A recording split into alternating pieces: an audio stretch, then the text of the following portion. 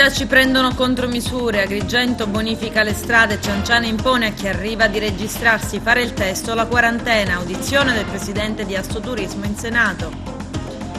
Sono ancora gli extracomunitari ad essere protagonisti di episodi di criminalità. In via Atene d'Agrigento hanno accerchiato un trentenne, lo hanno minacciato con un coltello e poi rapinato. Secondo weekend con le giornate fai d'autunno si aprono le porte di luoghi famosi come la Colimbetra, ma anche di quelli meno conosciuti. Alle 3 saranno le 2 di notte, torna l'ora solare, si dormirà un'ora in più ma farà buio prima.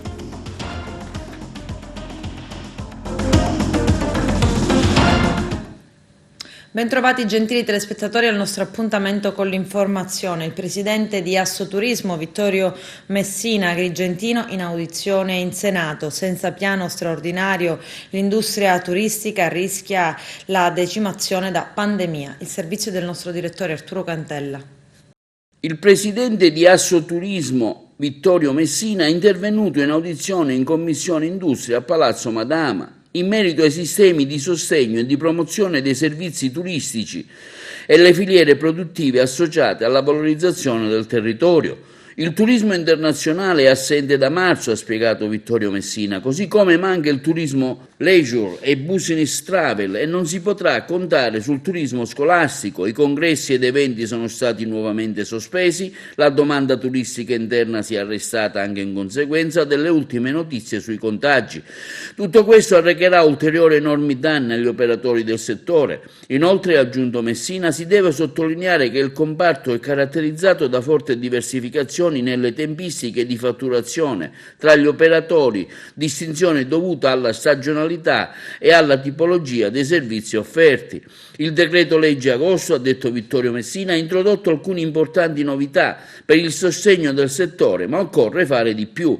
Nella prossima legge di bilancio occorrerà infatti immettere nuova liquidità nel sistema, non tramite nuovo indebitamento, bensì attraverso sostegni a fondo perduto e investimenti mirati che consentano di traghettare le imprese e le professioni turistiche verso la ripresa, così come è fondamentale, continua Messina, semplificare i processi per la fruizione dei crediti previsti, interventi che non possono essere convogliati solo su alcuni anelli della filiera, ma vanno estesi a tutte le realtà produttive del settore turistico, dagli alberghi agli stabilimenti balneari, dagli animatori nei villaggi alle partite IVA, alle guide turistiche, alle auto di Nuolo fino ai bar e ristoranti.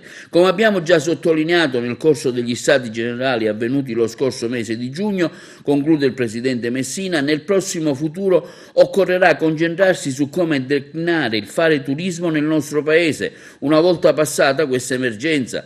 Per Assoturismo va messo in campo un vero e proprio piano straordinario per il turismo, senza partire da zero. Nel 2016 il governo varò il piano strategico di sviluppo del turismo a valere fino al 2022, una cornice importante che conteneva inoltre obiettivi ed azioni condivisibili, seppur con dei limiti dovuti alla mancanza di risorse. Certamente il programma dovrà essere rivisto in profondità, soprattutto perché oggi la crisi è incisiva e diffusa, ma alla base l'ottica di rilancio è sicuramente condivisibile. Un insieme insomma integrato di azioni articolate per un periodo medio-lungo che permette alle imprese e alle professioni turistiche di riqualificarsi investendo in formazione e tecnologia col supporto di incentivi ed investimenti pubblici.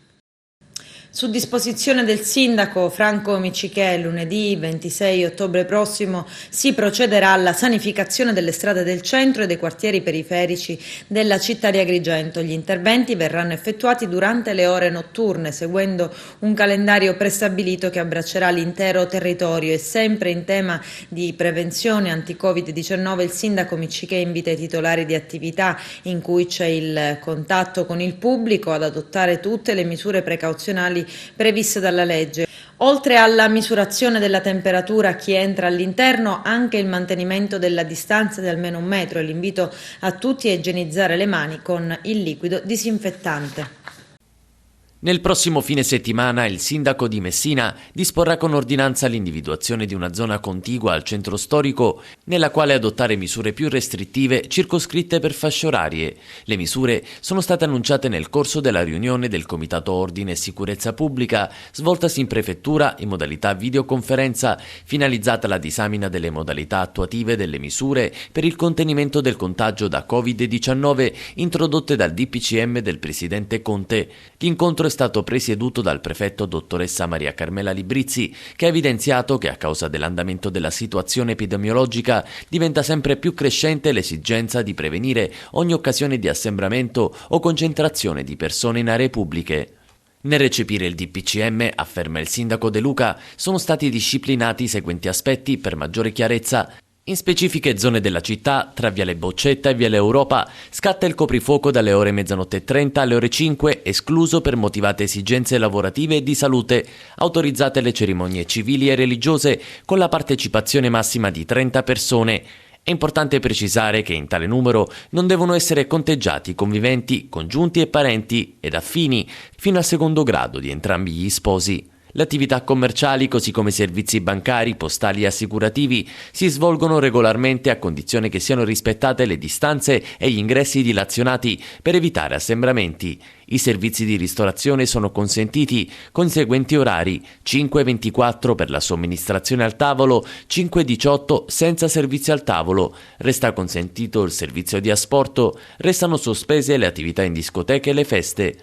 Per quanto concerne la scuola, sia per gli istituti di primo che secondo grado, continua il primo cittadino, sono tenuti ad adottare i turni pomeridiani per lo svolgimento delle lezioni in alternativa alla didattica a distanza.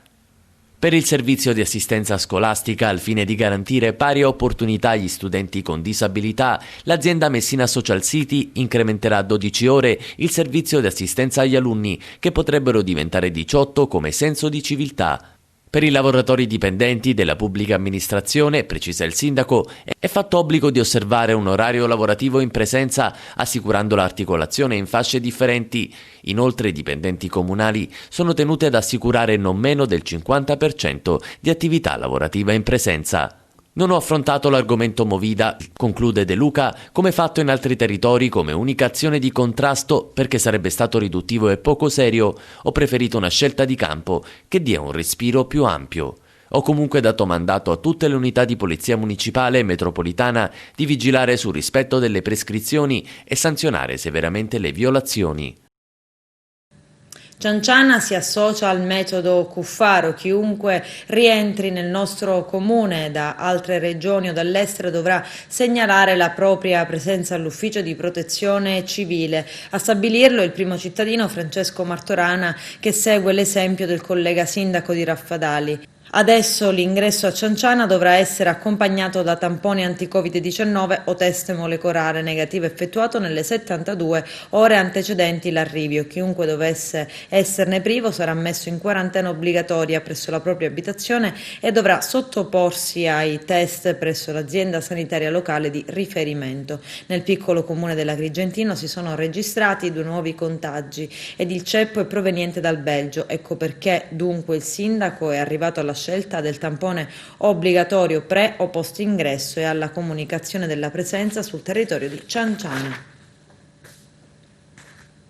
Santino Farrugio è il nuovo presidente del Consiglio Comunale di Raffadali, ex vice sindaco, assessore, presidente della Commissione Bilancio e consigliere comunale. Farrugio è avvocato e dottore di ricerca dell'Università Core di Enna. Il nostro direttore Arturo Cantella.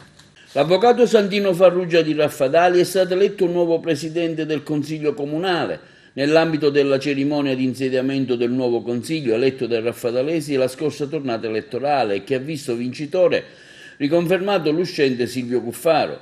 Farrugia è stato eletto con l'unanimità dei voti del Consiglio che fanno parte alla maggioranza, avvenuta con 10 preferenze a scrutinio segreto. È stato già vice sindaco nella precedente consigliatura, presidente della Commissione Bilancio e consigliere comunale.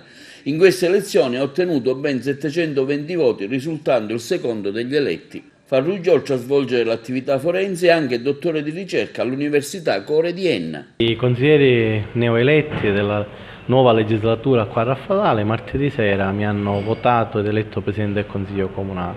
È stata una grande emozione. Un tempo fare il vice sindaco per me fu una grande emozione, ma rappresentare il Consiglio Comunale, quindi il popolo di Raffadali, essere la seconda carica all'età di 36 anni, è un carico, è una responsabilità che sento mia e che cercherò di portare avanti con senso di responsabilità e maturità. Naturalmente sempre in accordo con l'amministrazione comunale, con il sindaco, per sviluppare e progredire la comunità raffadalese. Il presidente Farrugia ha ringraziato i consiglieri comunali presenti, dichiarando di essere onorato di rivestire il prestigioso incarico. Ringrazio anche il sindaco Silvio Cuffaro per quello che ha fatto e ha dichiarato che svolgerà il suo ruolo con dedizione, determinazione ed equilibrio, cercando di valorizzare il consiglio comunale tutto e renderlo presente e partecipe rispetto alle necessità della comunità raffadalese. Ma in armonia sia con la maggioranza che con l'opposizione. Il progetto è quello di fare le cose. Abbiamo bisogno di realizzare perché i comuni sono in difficoltà, anche se Raffadali è un bel comune come è notorio. Quindi io spero che tutti i gruppi consigliari saranno collaborativi. Io, come ho detto nel mio intervento, sarò e sono il presidente di tutti. La gentilezza, c'è una frase di Rousseau: quale saggezza più grande vuoi trovare se non la gentilezza? Io ho sempre praticato la gentilezza e probabilmente mi ha giovato. È chiaro che c'è stata comunque una volontà politica che mi ha eletto presidente. Io cercherò di mettere assieme, di coniugare entrambe le cose, la volontà politica che mi ha voluto alla presidenza e la gentilezza che cercherò, nonostante le difficoltà che sicuramente incontrerò, di non perdere mai. Ma è il sindaco Cuffaro per primo a chiedermelo, di essere garante di tutti. E io lo sarò indipendentemente dai colori politici, perché il Presidente del Consiglio deve rappresentare il Consiglio Comunale e quindi la città nella sua interezza. Conosco i consiglieri uno per uno, conosco le loro storie, sono persone valide, sono amici miei personali, quindi sono certo che potremo lavorare bene assieme, sia con la maggioranza che con l'opposizione. È uscito fuori un bel consiglio comunale, devo dire. Ha vinto con il 70%, è stato il sindaco del Covid per eccellenza, rappresentativo in tutta la provincia, il grande sindaco delle opere pubbliche e dei finanziamenti. Governa Raffadali da tantissimi anni, che voto possiamo dare? 10+. Ovviamente nei consigli comunali cercheremo di adottare tutte le misure che i vari DPCM stanno adottando, addirittura spero di poter lavorare da remoto. Il sindaco Cuffaro è abilissimo in questa materia, lo ha dimostrato, sono certo che Raffadali resisterà a quest'ultima ondata di pandemia. È un problema comunque generale, è un virus, quindi è legato alla mobilità. Dobbiamo cercare, ove possibile, di muoverci il meno possibile. Incidente tra un pullman della Salemi che collega Palermo a Marsala e una Ford Fiesta. L'impatto è stato frontale. L'autista ha cercato di evitare lo scontro, ma il grosso mezzo si è ribaltato lungo la statale di Castelvetrano in provincia di Trapani. Il bilancio è di 2 vittime. Oltre all'automobilista è morto anche un passeggero che si trovava a bordo del mezzo. Sono un medico e un operatore sanitario. A bordo del pullman c'erano circa 15 persone che stavano andando a lavorare in ospedale a Marsala. I passeggeri stavano dormendo al momento dell'impatto tra i due mezzi. L'automobilista deceduto prestava servizio nel presidio territoriale di emergenza a Santa Ninfa e aveva fatto il turno notturno. Coinvolte anche altre auto, diversi feriti, alcuni sarebbero in gravi condizioni. Sono intervenuti i carabinieri, i sanitari del 118 e i vigili del fuoco. I feriti sono stati trasferiti all'ospedale Vittorio Emanuele di Castelvetrano. La strada è chiusa in entrambe le direzioni di marcia. Marittimi in Libia, l'ambasciatore d'Italia a Tripoli assicura che stanno bene e ieri a Mazara ennesima veglia di preghiera. C'è il servizio. Non si può perdere di vista che 18 vite umane non hanno prezzo. Un appello chiaro ma tagliente, quello lanciato ieri dal vescovo di Mazara del Vallo, Mogavero, nel corso dell'incontro di preghiera tenutosi in serata. Da un lato l'appello accorato al governo a far presto, dall'altro vicinanza solidale alle famiglie. Il vescovo di Mazara del Vallo, Monsignor Domenico Mogavero, ha voluto abbracciare simbolicamente tutti i 18 marittimi che si trovano ancora oggi rinchiusi nella prigione di El Quefì, a 15 km a sud-est da Bengasi. Qualunque soluzione, anche basata su un onorevole compromesso, continua Mogavero, deve essere ricercata bruciando i tempi divenuti ormai troppo lunghi e gravosi per tutti, per i prigionieri e per chi ne attende la desiderata liberazione. Nella parrocchia San Lorenzo, piena di familiari e fedeli, Mogavero ha detto che il solo sforzo del governo non basta. Ai familiari le sole parole di conforto non bastano, la stessa vicinanza dimostrata loro in più modi e in più circostanze hanno un significativo valore simbolico, ma non alleggeriscono la pesantezza della loro pena e non risanano le ferite del cuore. Alla veglia ha partecipato anche l'imam della moschea cittadina, Ahmed Tarba. Tra i marittimi sequestrati ci sono anche 6 tunisini e 2 senegalesi. Siamo in un momento di angoscia, ha detto l'imam, siamo tutti una famiglia e preghiamo per l'unico Dio, per la liberazione dei nostri fratelli. Il vescovo ai cittadini mazzaresi, in particolare alla gente di mare, ha chiesto attenzione e vigilanza, ma anche di non sentirsi tranquilli fino a che non potremo tutti riabbracciare i nostri marittimi finalmente liberi e restituiti alle loro famiglie. Intanto l'ambasciatore d'Italia a Tripoli, Giuseppe Buccino Grimaldi, parlando in collegamento con la nona edizione delle conferenze sull'economia del mare Blue Sea Land di Mazara del Vallo, riferendosi ai marittimi dei 2 pescherecci sequestrati in Libia, ha dichiarato che i marittimi stanno bene, vengono regolarmente seguiti da un medico, le medicine sono sempre state consegnate, non vi è nessun problema di salute o di alcun altro genere, sono in una situazione che non è di promiscuità con detenuti, non vi è stata ancora alcuna formalizzazione di accuse per i marittimi dei 2 pescherecci siciliani sequestrati in Libia, inoltre ha sottolineato l'ambasciatore Buccino Grimaldi. Alla domanda se i marittimi saranno processati, Buccino ha confermato che al momento non vi è ancora alcuna formalizzazione. E ancora 100.000 euro per le famiglie dei 18 marittimi di Mazara del Vallo è quanto prevede un emendamento del governo Musumeci depositato in commissione bilancio dell'Ars a firma degli assessori all'economia Gaetano Armao e alla pesca mediterranea e di Bandiera,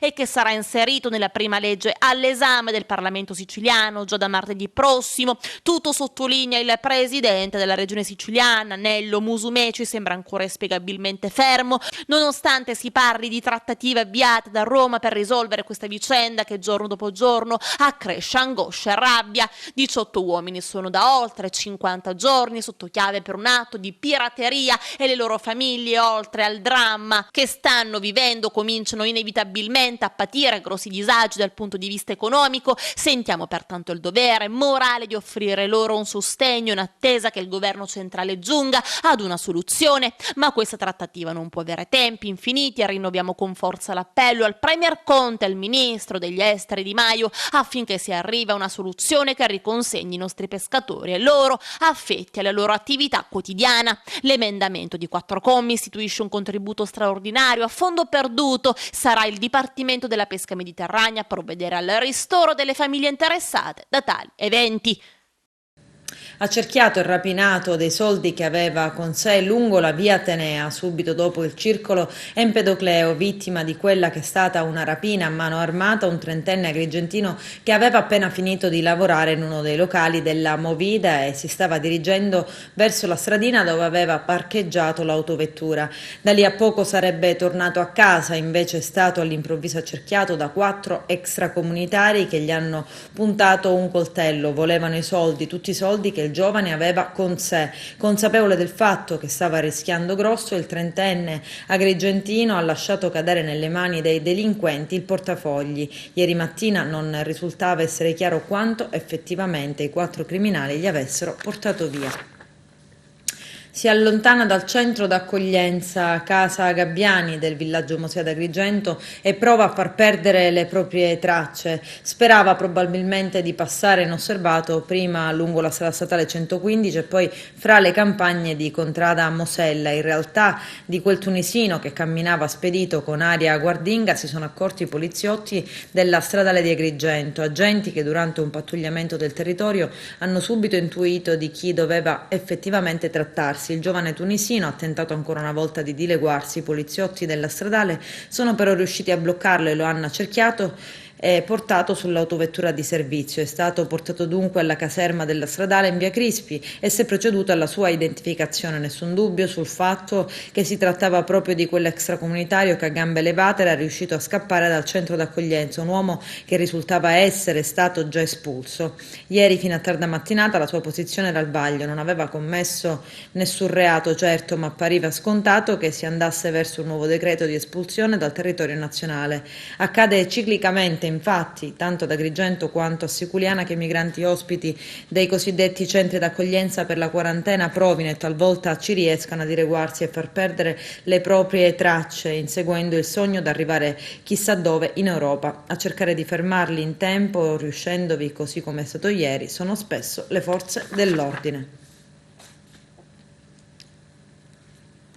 Potrebbe essere battezzata come la protesta dei cestini della spazzatura, una guerra fredda tra gli incivili e chi pretende un minimo di decoro e decenza. A San Leone, frazione balneare di Agrigento, accade come accade in altre zone della città che qualcuno non voglia fare la raccolta differenziata. I motivi sono due, entrambi gravissimi. La ritengono una perdita di tempo e due, non vogliono pagare le tasse sui rifiuti e si disfano del corpo del reato come meglio credono. E il loro meglio è per il resto degli altri onesti cittadini il peggio. E questi che vedete sono dei cestini arrabbiati che avvertono gli incivili. Si legge sui cartelloni affissi che esistono delle foto delle automobili di chi va lì a gettare la spazzatura, invitano a pagare le tasse e poi è possibile leggere qualche insulto o offesa che abbiamo preferito censurare, ma i cestini della spazzatura hanno ragione ad essere arrabbiati, hanno solo scelto male le parole con cui esprimersi. Ad Agrigento una ragazza di 30 anni è stata denunciata dai carabinieri per guida in stato di ebbrezza alcolica. La giovane, dopo aver trascorso la serata con le amiche a consumare bevande alcoliche, ha deciso di mettersi alla guida della propria automobile per far ritorno a casa lungo il tracciato. Procedendo a zig-zag ha rischiato di andare a sbattere contro qualcuno. Una volta fermata dai carabinieri del nucleo radiomobile, la giovane aveva un tasso alcolemico quasi 3 volte il limite consentito dalla legge. Per questo è scattata la denuncia e le è stato ritirato il documento di guida. 20 anni fa la Repubblica Italiana sospendeva il servizio militare obbligatorio. C'è il servizio. Il 24 ottobre di 20 anni fa veniva sospeso e mai abolito il servizio di leva obbligatorio italiano, la cosiddetta NAIA. Gli ultimi ai quali giunse la famosa cartolina di partenza furono quelli nati nel 1985, NAIA che rimane prevista per i soli casi di guerra o crisi particolari. Da 270.000 unità l'esercito italiano venne ridotto a 190.000 effettivi, volontari, professionisti e pagati. Come ministro della difesa di quel periodo, pensate un po' l'attuale capo dello Stato, il castellamarese Sergio Mattarella. Si pensò ad un nuovo esercito adeguato ai tempi? Il ministro Mattarella allora parrebbe aver dichiarato che trattavasi di una riforma per stare al passo con gli altri stati europei, una svolta nella vita dei ragazzi che non sarebbero stati più costretti a interrompere il loro percorso formativo e guardare all'esercito come una diversa opportunità di lavoro. Non solo difesa dei confini, ma supporto ed ausilio al mantenimento dell'ordine durante situazioni di crisi, calamità naturali, lotta al terrorismo e altro. Non solamente episodi di nonnismo all'interno delle caserme, veri episodi di violenza psicologica verso i più deboli. La leva obbligatoria parecchie cose di buono le aveva e come: educazione civica e comportamentale, per esempio. C'erano certi marescialli o capi della marina militare o dell'aeronautica che riuscivano, se non a cambiare radicalmente la natura o propensione di qualche spirito ribelle, quantomeno di farlo tornare a casa a fine ferma, diverso dal leone che era approdato al centro addestramento reclute. Signor sì, signor no, resta punito, vatti a fare la barba e dopo esci, mettiti in fila, alza bandiera, mai una bandiera, il rientro in caserma alle 23, luce spenta per tutti in camerata, 24 o 48 ore di permesso, licenza breve, Natale e Pasqua, a casa con un 5+3, minchia signor tenente, erano terminologie con le quali sono state tirate su diverse generazioni di italiani. Biglietti aerei dai costi impossibili per tornare a casa in licenza, e chi del sud, giunta a Messina in treno, era convinto che l'Italia si interrompeva a Villa San Giovanni. Era una repubblica forse fosse meglio o peggiore, due come al solito, anche in quel caso nelle storie dell'atavico dualismo nazionale le diverse scuole di pensiero, ma era un'Italia ancora che si indignava, che si rivedeva in un presidente come Sandro Pertini o nel grande Carol, il meraviglioso pontefice di Wadowice, priva di cellulare sì e di tante altre cose, ma che da allora o come prima e come sempre non smetterà mai di intonare il ritornello sanremese di Cutugno: lasciatemi cantare perché ne sono fiero, sono un italiano vero. Visite guidate ai tesori nascosti secondo weekend con le giornate fai d'autunno che oggi e domani propongono aperture eccezionali di luoghi normalmente inaccessibili, poco noti o valorizzati. Dopo il successo dell'esordio una settimana fa si replica anche questo weekend ad Agrigento uno dei tesori più preziosi del FAI è il giardino della Colimbetra all'interno della Valle dei Templi. Il nostro direttore Arturo Cantella. Seconda settimana, secondo weekend, oggi le giornate FAI continuano fino a domani, ci troviamo qui nella prestigiosa biblioteca lucchesiana, ma sono tantissimi posti in provincia, al Giardino della Colimbetra, insomma tanta carne al fuoco, Presidente. Sì, apriamo anche tanti beni in tutta la regione, è un'occasione di vivere la bellezza in sicurezza. In questi momenti così difficili abbiamo bisogno di bellezza e quindi abbiamo deciso di scendere in piazza un po' in tutta Italia e in particolare qui ad Agrigento abbiamo il complesso dei Liguorini e la Lucchesiana, ma abbiamo tanti beni ad Aragona, quindi vi invitiamo a vederli nel pomeriggio e se ci sarà la possibilità, sono tempi difficili, anche domani di mattina e di pomeriggio. Quindi siamo abbastanza felici di dare l'opportunità a tutti i cittadini di godere di questa bellezza e così superare anche questo momento, attraverso la bellezza, questo momento di difficoltà. Ricordiamo che c'è l'apertura anche della Colimbetra con due importantissimi appuntamenti che si svolgeranno tra oggi e domani. Ne parliamo con il direttore Giuseppe Lopilato che ce li ricorda. Sì. Dopo il successo del primo fine settimana, del 17 e 18, eccoci finalmente al secondo weekend con la bellezza, con il FAI, con la Valle dei Templi, con il Giardino della Colimbetra. Cosa facciamo? Le visite guidate naturalmente, i nostri giardinieri poi che irrigano gli ortaggi, i limoneti all'antica, trasmettendo quella cultura, quel sapere antico contadino, ma faremo anche dei laboratori per i bambini per coinvolgerli in mezzo alla natura, qui all'aria aperta, alla scoperta della vita, alla scoperta dell'ambiente in cui viviamo e al rispetto che questo ambiente merita. Naturalmente poi finiamo questa stagione turistica esaltante per noi, e non l'avremmo detto, con l'ultimo aperitivo di mezzogiorno che tanto successo ha avuto anche domenica scorsa, quindi invitiamo i ragazzi che quest'estate ci hanno seguito con grande entusiasmo, con grande gioia, che sono ritornati di continuo, a ritornare ancora adesso qui al Giardino della Colimbetra. Vi aspettiamo domani, domenica 25 ottobre, per l'aperitivo di mezzogiorno al Giardino della Colimbetra. Ci saluteremo e poi ci daremo appuntamento al prossimo anno, che speriamo sia più clemente e più allegro del 2020. Il neoassessore Francesco Picarella oggi ha voluto presenziare e dare anche il saluto istituzionale del Comune di Agrigento alle giornate FAI qui alla Biblioteca Lucchesiana. Sì, siamo in un luogo meraviglioso che è nel territorio di Agrigento, un posto, un gioiello di quelli che sono i beni monumentali della nostra città, e quindi era giusto insomma, che qualcuno dell'amministrazione fosse presente in questa occasione importante, e soprattutto per vedere quella che è veramente un gioiello dell'architettura e soprattutto della storia della nostra città. Naturalmente l'impegno è adesso da parte di questa amministrazione provare a trovare quell'intesa insieme anche a tutte le autorità anche religiose per poter rendere questo gioiello fruibile anche ai turisti, perché naturalmente è una possibilità in più soprattutto per farli rimanere qualche giorno in più.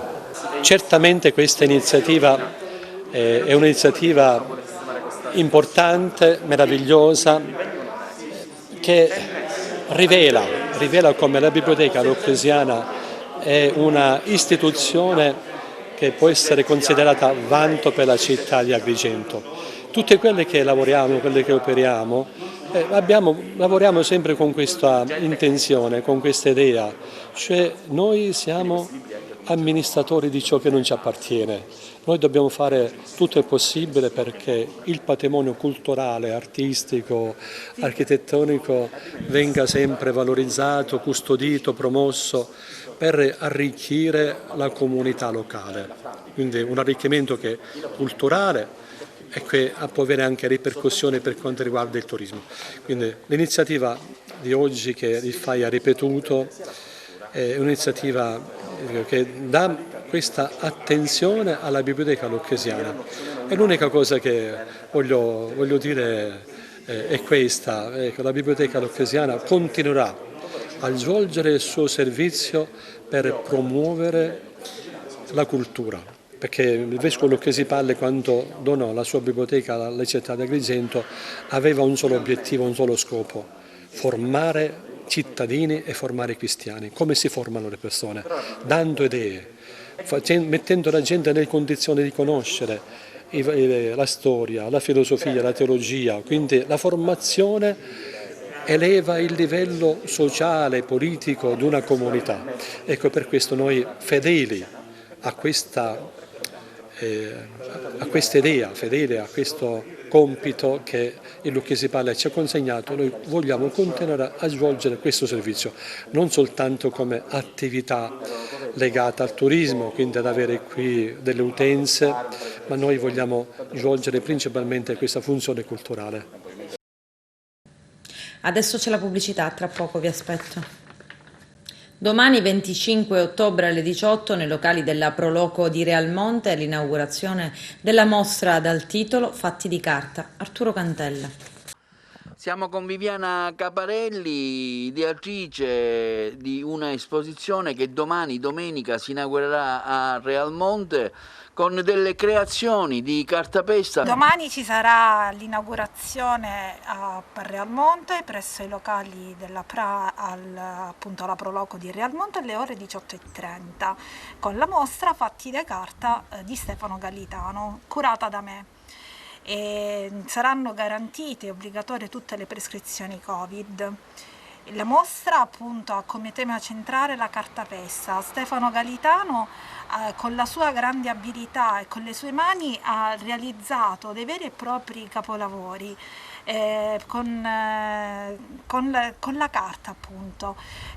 La cartapesta inoltre ha origini molto antiche. Già gli egiziani appunto utilizzavano la cartapesta soprattutto per i sarcofagi e per la mummificazione. Poi i greci, apprendiamo da Erodoto, che utilizzarono appunto questa pratica anche nel mondo antico. E poi ricordiamo anche nel 400 Donatello, il grande Vasari, ci descrive appunto i grandi carri realizzati per il carnevale con la cartapesta. Quindi è un'arte che va sicuramente valorizzato e Stefano Gallitano è stato in grado appunto di portare in questa mostra con appunto le sue opere tutta l'umanità di vari personaggi che vanno dal sacro, come vedrete la Santa Rosalia, San Calogero, il Padre Pio, ai due siciliani, alla donna con la collana con le perle, quindi tutta la vera e propria umanità sarà rappresentata in questa mostra. Vi aspettiamo. Il tuo ruolo, tu sei anche una archeologa in questa manifestazione. Sì, sono un'archeologa, una giovane archeologa, ma mi sono sempre occupata anche di arte. Ho frequentato un master in allestimento ed esposizione museale a Firenze, quindi il mondo dell'arte è stato sempre al centro del mio interesse e dei miei studi e quindi ho voluto mettere in evidenza appunto questa mostra proprio per rivalutare, per valorizzare quest'arte, l'arte della cartapesta, l'arte del riciclo. Graci Siculo è la sesta zona blu al mondo. Il paese madonita ha un tasso elevato di longevità, tanto da essere oggetto di studi. Vediamo.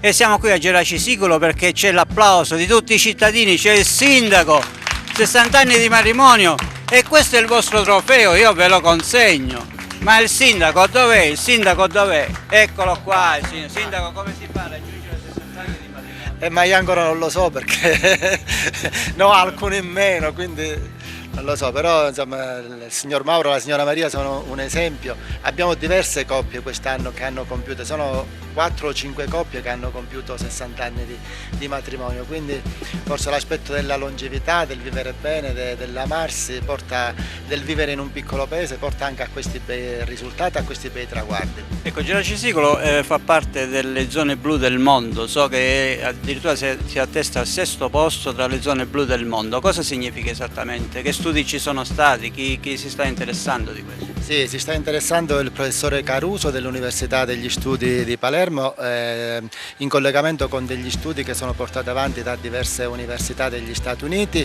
Le zone blu individuate nel mondo sono 5, c'è un interesse già dal 2017 per la nostra area, per l'area madonita e si stanno facendo un insieme di indagini, di analisi sia alle persone che hanno superato i 95 anni di età, ma sia anche ai loro figli, ai loro nipoti, per individuare questo gene che può comportare questa longevità. Sicuramente anche questo è un momento di promozione, completate le analisi, ha avuto il report, anche questo può essere. Se la longevità individua una modalità di vita, una modalità di condurre la vita a contatto con la natura, con un ambiente pulito, con un ambiente incontaminato, sicuramente anche questo può essere un ulteriore volano di promozione e di sviluppo del territorio madonita. Avete centenari?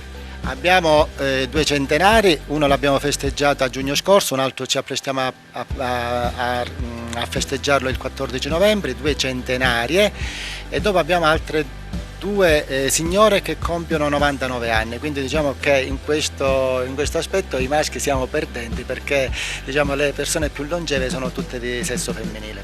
Possiamo avere la speranza che le coppie che lei ha unito raggiungeranno, addirittura andranno oltre 60 anni, visto questo primato? Solo se continueranno a vivere a Geraci in modo semplice, a contatto con la natura, respirando aria pura, mangiando cibi sani, solo in questo modo.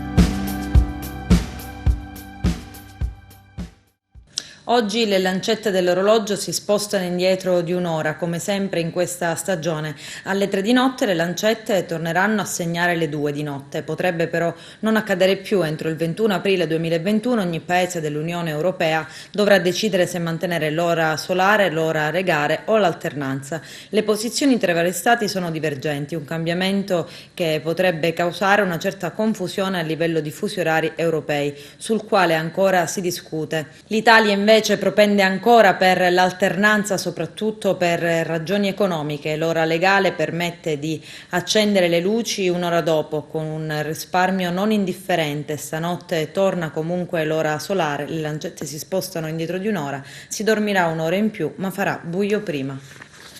Uno sguardo allo sport, al calcio giocato e rinviato causa Covid. Carmelo Lentini. Il Covid-19 è ancora il super protagonista assoluto in negativo nel mondo del calcio. Sono infatti ben 3 le gare, tutte di eccellenza del girone A, che causa Covid non verranno disputate e rinviate a data da destinarsi. Lo ha deciso la Lega Sicilia, anticipando telefonicamente le prove di decisione alle società interessate. Gli uffici palermitani della Lega sono infatti chiusi per sanificare locali. Salta così l'anticipo della gara in programma allo Stadio Universitario di Palermo tra i locali del CUS Palermo e gli ospiti dell'Acregas. Inoltre la gara Castellammare-Parmonvalle, quest'ultimo era stato avversario della squadra cussina, è stata rinviata anche questa a data da destinarsi, come anche il match del Gurrera tra Sciacca e Nissa. I giocatori nisseni hanno sospeso gli allenamenti e sono entrati in quarantena.